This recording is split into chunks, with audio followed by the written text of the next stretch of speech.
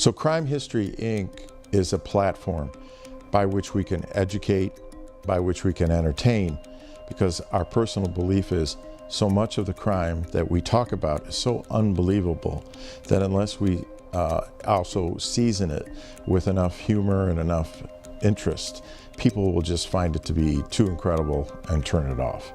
So we've gone to extraordinary lengths in order to collect accurate information, but also present it in an entertaining way.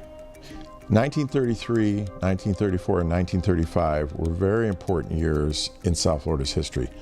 1933 featured the Little Scottsboro Boys, and the Little Scottsboro Boys case ended up in the United States Supreme Court, where a former Ku Klux Klansman by the name of Hugo Black, who was a Supreme Court justice, declared for the first time in the history of America that white policemen could not torture black or African Americans in order to extract confessions from them.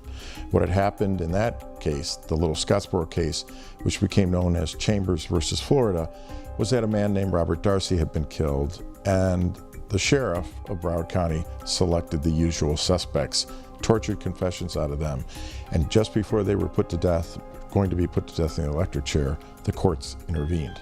Unfortunately, that angered the people of South Florida, who were really looking forward to having a beer at the end of Prohibition in 1933, or liquor, and enjoying that while they watched these four innocent black men be put to death in the electric chair. They were so angry that 2 years later, the sheriff of Broward County and his brother, the chief deputy, lynched a black man by the name of Reuben Stacy to placate the people of Fort Lauderdale and Pompano for their failure to get the 4 executions in the Little Scottsboro case. In between, a man by the name of Doc Williams, a black man, was convicted for a rape, which he did not commit, of a white woman.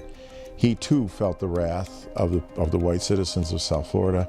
He was put to death in the electric chair 20 days after he was convicted with no appeal. The entire trial was a mockery of justice. And this, unfortunately, was how prosecutors, the governor of the state of Florida, and the sheriffs of Florida dealt with African Americans during that 3-year period, 1933, 34, and 35. That's why we call it 3 acts of racial terrorism.